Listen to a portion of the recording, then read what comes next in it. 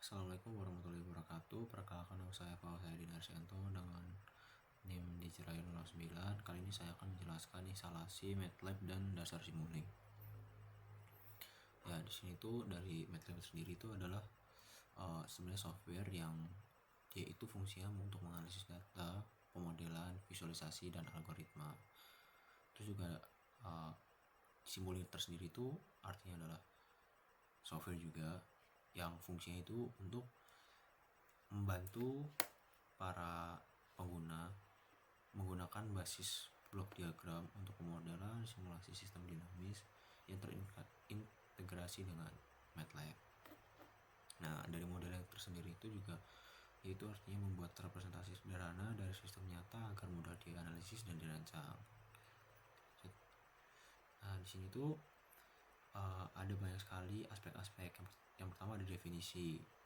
Nah, kita masuk ke teori Laplace transformasi ya.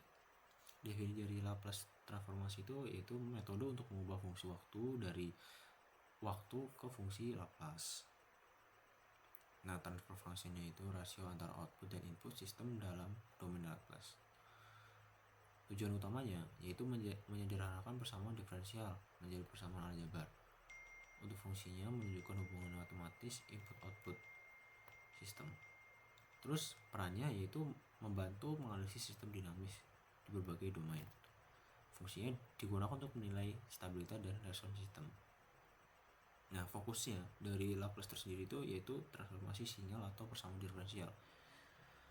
Fungsinya itu merepresentasikan perilaku sistem secara keseluruhan. Manfaatnya yaitu menghitung nilai awal dan akhir, dan fungsinya itu digunakan untuk mendesain, kontrol, dan diagram blok. Ya, ini contoh-contoh sistem pemodelan mekanik ya. Jadi di sini tuh pemodelan itu gaya dihubungkan dengan elemen mekanik massa yaitu inersia. Habis itu ada gas juga dan itu ada peredam. Nah, ini untuk memodelan sistem elektrik. Contoh rangkaiannya adalah rangkaian RC, rangkaian RL, dan RLC. Variabel utamanya ya tentu saja tegangan dan arus. Terus ada juga pemodelan sistem hidrolik. Hidrolik berarti dia itu menggunakan cairan.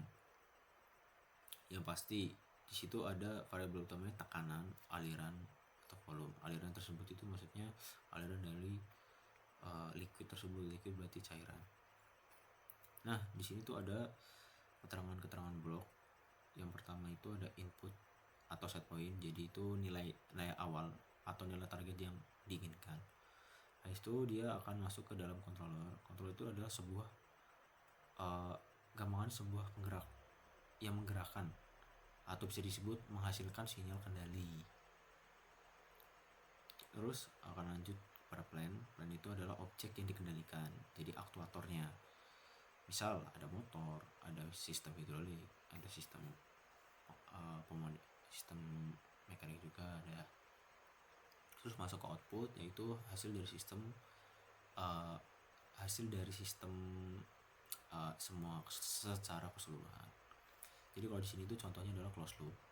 Jadi dari input akan masuk output, dan dari sinyal output ini akan menghubungkan lagi ke input gitu, dan akan menghasilkan error signal.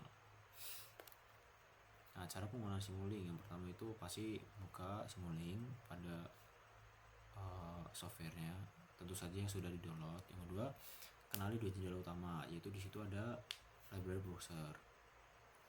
Terus masuk ketiga yaitu masuk ke blok, jenis blok pada di library. Nah, itu yang keempat ada scope untuk menampilkan sinyal. Yang kelima untuk mengubah blok, keenam menjalankan simulasi, dan yang ketujuh menambahkan gain.